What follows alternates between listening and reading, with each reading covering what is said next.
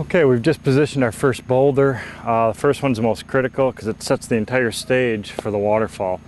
You saw us kind of out at the rock pile, looking, searching through the stones, looking for something that's got character. With this particular waterfall, we're splitting the two waterfalls with one big interesting rock, and this one has some nice character to it. It's got some interesting colors, nice striations. It's got nice features. It's not perfectly smooth. It's got lots of little fissures and things in it, which are what creates the interest. We leaned it a little bit towards this lower fall, and what we're going to try to actually have to do is water kind of coming up onto this side here and then falling over this way. So that's one of the initial things. Again, we'll probably tweak that out and possibly even change it throughout the day as we're fooling around with different ideas and the way this stone interacts with the next stone you put in. One stone doesn't stand by itself, so it's going to be a relationship between this one that we're going to have over on this side, the one we're going to have on the far end over there. So the first one, again, is critical. It sets the stage. Make sure you're very particular about it. You do see back here we have a lot of space between the back of the stone and our berm. That's what I was talking about earlier. Always over dig everything. Simply what we'll do at the end of the day, we'll fold our liner up, we'll take some soil and we'll backfill nice and tightly right up against it. So it's a very quick and easy way of doing your waterfall construction. One thing I do want to let you know, whenever you're moving bigger stones like this, rocks in the 500, 600, 700 pound range, you could still do them by hand. We're putting them onto the rubber liner. By twisting and turning them on it, you do run the risk of getting a hole in it. And actually we do have one. It's not that large. Even when you let go of the rubber, it actually seals itself back up. But that is something that you have to worry about. We're going to come in here, we're going to put a piece, we're going to clean this off with a primer and do a patch on that.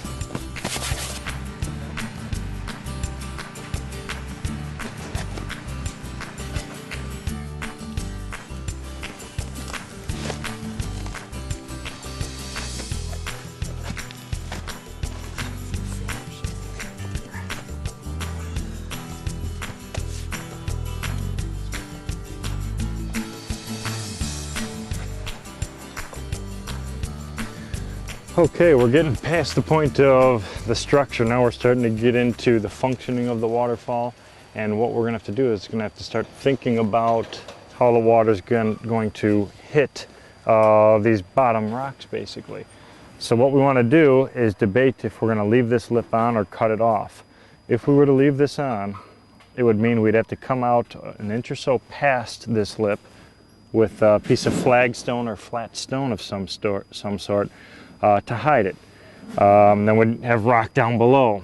Okay, if we do that, that means our waterfall is going to end up coming out to here, which is fine, but if that's in your plan, I want to try to keep the water as close to the back part here as possible. So what we may end up doing is cutting this lip off so we could bring our stonework in several inches, bring it in 3 inches closer to the actual biofalls, which does make all the difference in the world in your waterfall effect. Because if the waterfall's hitting here, it's one thing, our splash is going to come out to here. If the waterfall's hitting here, it's another. We're going to actually have a little bit of a flow in between. We did end up using this one piece of stone that we picked out in front.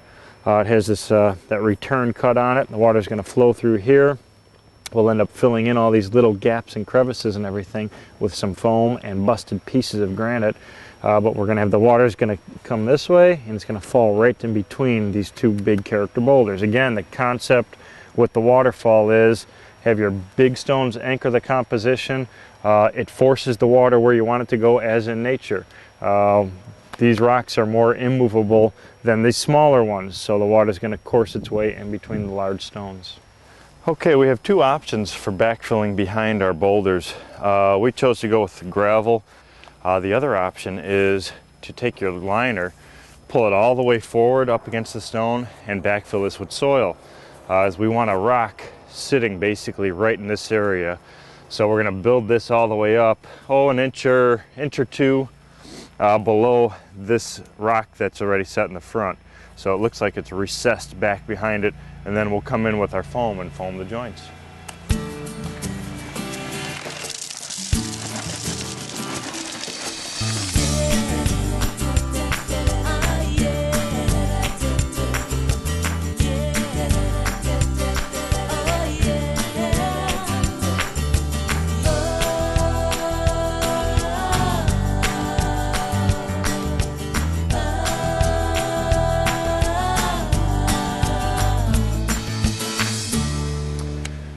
Okay, what we've decided to do instead of using a flat piece of slate to create this waterfall is we want to use pieces of granite to create the waterfall.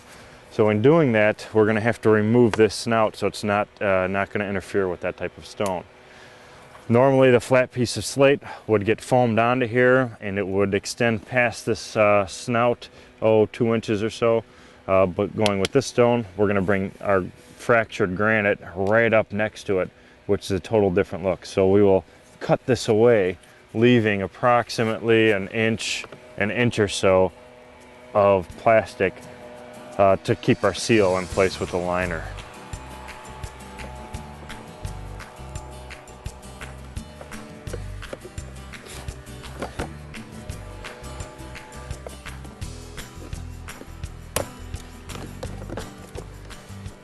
Now we'll want to finish the area between this fragmented piece of granite and the actual biofalls. We can't get a huge piece of stone in there, so we're going to use a series of smaller stones that we found out in our rock pile. And what we're going to do, since we removed the snout, we're going to set these stones so they're about a ½ inch or so above this snout. You see there's that little edge right there. Now what that will do is we don't need to come in here with a flat piece of stone. We could simply take our foam gun and foam all these holes and joints in place, and we'll take some small pieces of gravel and embed that in the foam. So the water is just going to appear to roll itself over all of that gravel over this flat stone, and then it will fall down, hit our jagged piece of fragmented granite, and then continue falling down the next tier of the waterfall. I'm going to have to raise this up just a little bit to get the rock in the proper position. If I were just to set it in now, it's a little bit low, so I want it to be approximately right about there. So I'll get a little bit more gravel down below to help support that stone.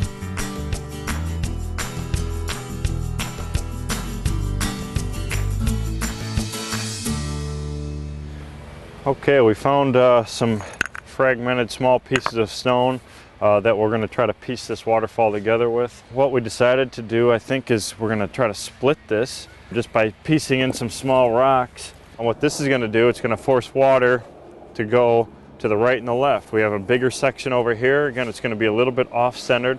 I don't like to do things symmetrically in a natural type waterfall like this. So we have one side a little bit larger than the other. And we'll just take a series of small other pieces. But we want to make sure that these rocks are all at the same level going across, otherwise we'll get more water going one way than the other. These corners we want to disguise with some rock. We want to totally hide these from view. We have our stone in place. We backfilled in between the stone and the biofalls with some of that old gravel that we had. So that stabilizes everything. Now we're going to come up with our waterfall foam, and we're going to actually seal all those joints. The purpose of the waterfall foam is to force the water to go over the rocks instead of under them. If, for example, I didn't foam this in, turn the waterfall on, the water would go all down through all these crevices. We'd have minimal water flow coming through our waterfall. And we want to make sure that we see as much of that water as possible. So we're going to take some of this polyurethane foam and basically stick it back into these voids. We're going to start filling that with foam. And that's going to force all the water to go right where we want it. We want to get all the joints, crevices, anywhere where the water could escape. And we'll come through and we'll try to hide the foam. Now what I've done, gone out to our rock pile out in front, and I just kind of blended up a mixture of the stuff on the bottom of the rock pile. It's a mixture of sand, dirt, rock dust and stuff, and this works perfect for covering up these joints. You can see how that joint is right there. You just take some of that rock dust, you throw it right onto the foam, and it embeds itself into there, and it makes the foam appear just like a part of the rock. The bigger joints, we'll put in bigger pieces of stone.